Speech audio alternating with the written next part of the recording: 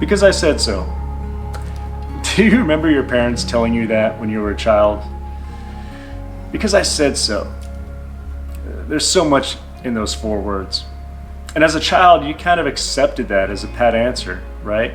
But then you probably also remember an age where that was no longer enough. You wanted an explanation. You wanted to know why they said so. But as adults, and especially if you're a parent, you completely understand now why they said that.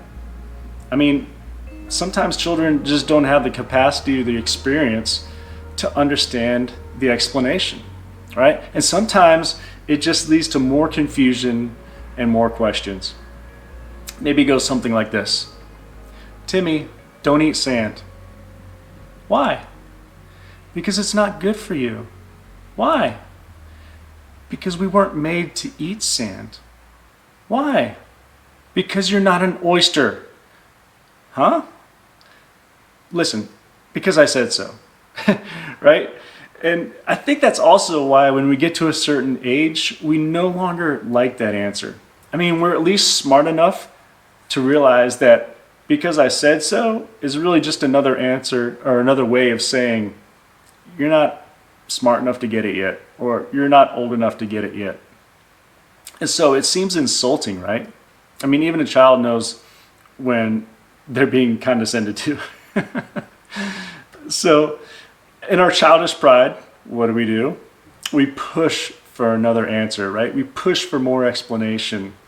And so we usually get a follow-up answer that goes something like this. I'll explain it when you're older. Do you remember that? It was so frustrating, right? But here's the thing. There really are some things that you cannot explain to a child in a way that they're going to understand. And when it comes to adults, there are still things, especially spiritual things, that we just don't have the capacity to understand. And sometimes that just rubs us the wrong way. This week in our whole story series, we're in Ephesians 1. And we don't get too far before Paul hits on 2 big theological mysteries. People have been grappling with these mysteries for hundreds of years. Even today, these issues are debated on, sometimes intensely, divisively, and very heatedly. And these things are predestination and free will.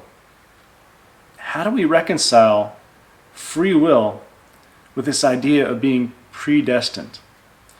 So Paul says in Ephesians 1, in verses 4 and 5, that God chose us in him before the foundations of the world, and that he predestined us for adoption to himself. Now, obviously, we're not going to be able to resolve the issue of free will and predestination in today's daily encouragement, but here's what I do want to focus on. Too often, this is an excuse for Christians to not share the gospel. I think the thinking is like, hey, if it's all predetermined, then what does God need me to share the gospel for? I mean, he'll make it happen, right? One way or the other, with or without me. But we are clearly commanded to share the gospel. It's all over the New Testament. I mean, we're to be Christ's ambassadors here on earth. There's, of course, the Great Commission, right? And we're told to always be ready to give an answer for the reason why we believe. We clearly have our orders. Some of my favorite action movies are those where there's an elite team of soldiers who have been called in to rescue a POW who's thought to have been lost, right?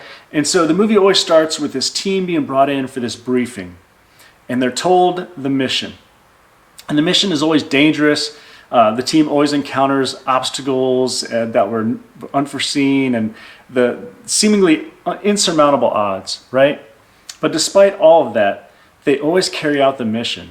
And, I think these movies resonate with us because we all some of us, maybe all of us, long to be a hero, right? To be brave in the face of danger and to go against all odds and to lay our life down for someone else. We long to be that brave. And I think maybe for others of us, those movies resonate with us because we'd love to know that we're valued enough for somebody to come and risk their life to save us. Yeah, some of us need to know that we're valuable and that we're worth laying your life down for. But here's the thing I've always noticed about these movies. Whenever these elite soldiers are briefed on the mission, they get right to work. They don't spend a lot of time sitting around trying to figure out whether this person's worth being saved or not, right? That's not their decision. They've been given a mission. They don't sit around and talk about, well, if he wanted to be saved, probably would have saved himself by now, right? No, they don't have that conversation. They don't argue about whether or not they should be the ones to have to go, right? No, it's the mission has been put forth. They either obey the orders or they're off the mission. And as Christ followers, we have to know that there are just some things that we're not going to fully understand on this side of heaven. I know personally that I will probably never completely understand how free will and predestination can coexist and how that works. And maybe it's just one of those things that I need to talk to God about, like Pastor Art said in his daily encouragement last week. When we get to heaven, we get to ask questions. And maybe this is one of those questions where like, how does this work, Lord? Because I know it does, and I know it makes sense, but I just don't have the capacity to understand how these things can coexist. So, Trinity Church, here's the reality. If you've accepted Jesus Christ as your Lord and Savior, you have your mission. You have your orders. Our mission is to go into all the earth and preach the good news to everyone. Regardless of where we stand on the issues of free will and predestination, and we can have those conversations, and those are healthy conversations, we need to remember that our mission is the same, regardless. And that is, again, to share the good news of Jesus Christ to everyone we know. And why? Because he said so.